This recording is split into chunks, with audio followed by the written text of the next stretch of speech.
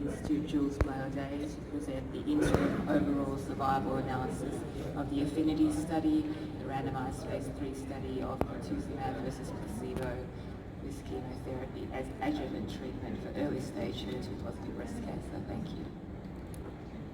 Thank you, Jorine. Dear colleagues, it is a great privilege for me to present today on behalf of my many co-investigators the 6-year results of the Aphinity trial. This slide displays our conflicts of interest. So let me start by providing you with some background. In the Aphinity trial, 4,805 women were randomly allocated to receive pertuzumab or placebo added to standard adjuvant chemotherapy plus trastuzumab given for 1 year. Radiotherapy and endocrine therapy, when indicated, were given after completion of adjuvant chemotherapy. The primary endpoint was invasive disease-free survival, excluding second non-breast primary cancers. Among the many traditional secondary endpoints, you see that there was overall survival. There were 5 stratification factors, including nodal status, hormone receptor status, chemotherapy regimen, geographic region, and protocol version A or B. Indeed, after the inclusion of 3,655 patients, there was a protocol amendment not allowing further enrollment of women with node-negative disease.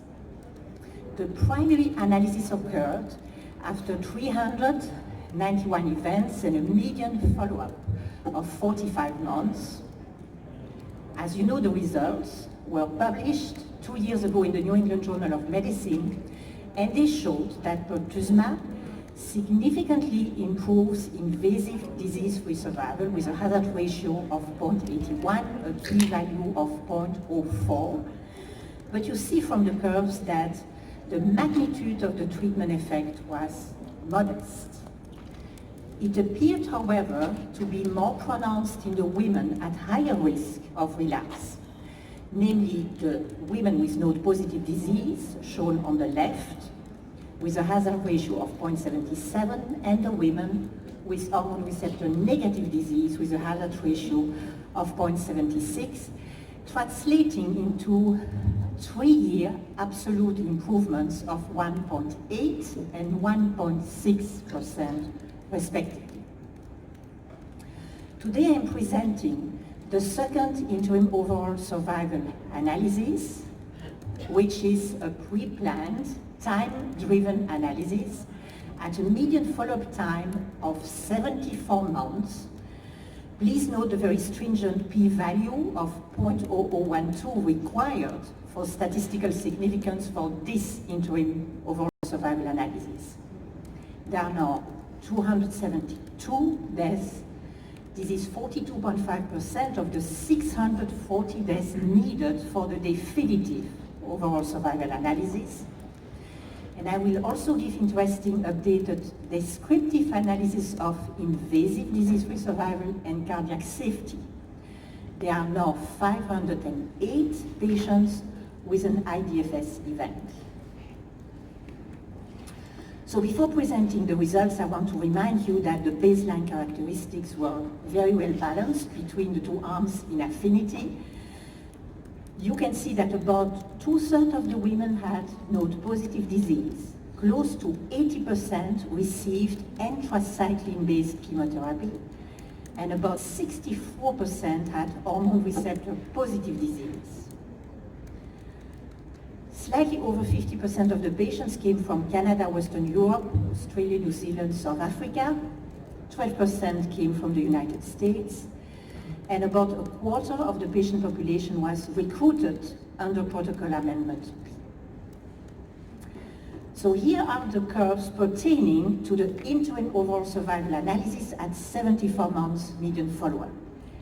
Please note the excellent 94% overall survival rates at 6 years in this Aphinity study. We have seen now 125 deaths in the pertuzumab arm and 147 deaths in the placebo group. The hazard ratio is 0.85 and the p-value is not statistically significant.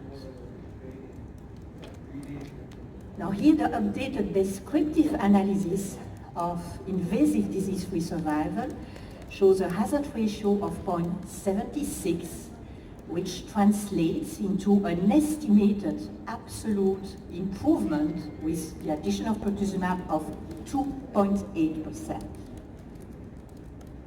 Please note that pertuzumab decreases the risk of distant and local regional breast cancer recurrences. The incidence of CNS metastasis, contralateral breast cancers, death without prior event is the same between the two groups. Now, interestingly, the node-positive cohort continues to derive clear benefit from the addition of pertuzumab. The hazard ratio is 0.72, and this translates into an estimated 4.5% improvement in 6-year invasive disease-free survival. Interestingly, there is no treatment effect seen in the node-negative population, which has an outstanding 6-year invasive disease-free survival of 95%. Now, in the primary analysis, there was a suggestion of an enhanced benefit of pertuzumab in women with hormone receptor negative disease. These women continue to derive benefit from pertuzumab with a hazard ratio of 0.83, but now we see a divergence of the curves in women with hormone receptor positive disease, and we do see a benefit with a hazard ratio of 0.73, translating into a 3% absolute improvement at 6 years. And this table essentially summarizes the clinical benefit of adjuvant dual HER2 blockade with chemotherapy.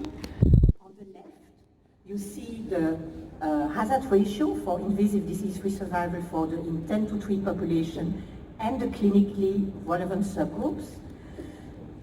And on the right, you see the IDFS rates at 6 years for the pertuzumab arm and the placebo arm, and the estimated absolute benefits with their 95% confidence intervals.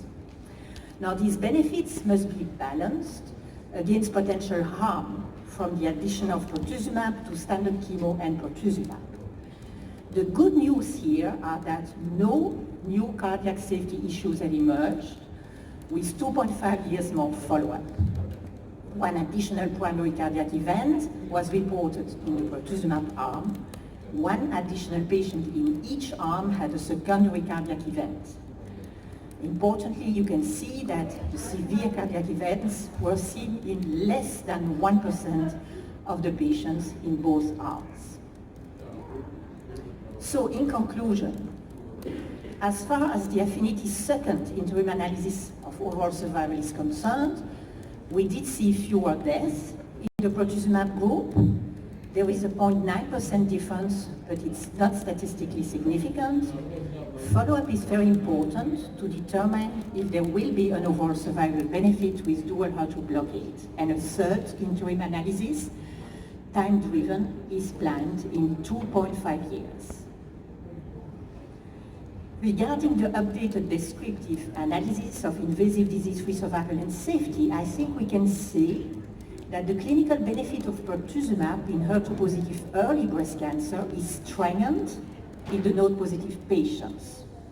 The hazard ratio is 0.72, and there is a difference of 4.5%. No benefit of pertuzumab can be claimed in the node-negative population. Importantly, the benefit of pertuzumab now is seen regardless of hormone receptor status, and you can see the hazard ratios on the slide. No new cardiac safety issues emerged at this interim analysis, and the incidence of primary cardiac events remains low, less than 1% in both arms. I want to thank the many point at Dana-Farber. So it's good to see the improvement in survival in the node-positive patients. And Martine, great presentation. I'm just wondering if you could speculate why it is that there's nothing going on in the node-negative patients. The absolute difference, or the differential in absolute differences isn't surprising, but the hazard ratio is essentially 1. Yeah, this is a very good question, Eric, and I don't have an answer right now. Of course, when you see this excellent outcome of these node-negative patients, you understand that it's going to be very difficult to show any further improvement, and probably this trial signals the end of escalation attempts in these women, and perhaps the time to start looking at cautious de-escalation of treatment.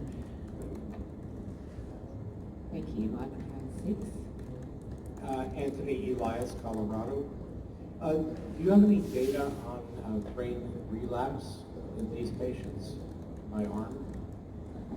So what I've been able to show you is the incidence of central nervous system as first site of recurrence, and that was 2% in each arm. But I don't yet have the rate of the occurrence of further metastasis along the road. Microphone 1. Hi, Martine. Thank you for the presentation. Eric said that you presented the overall survival in the node-positive patients, but I didn't see it. So I was standing here to ask you how big the difference was, even though I know it's a subgroup analysis, and the overall analysis is not significant and it's suspect. But if it's 5%, I'll give these patients pertuzumab waiting for more data. How big was it at 6 years?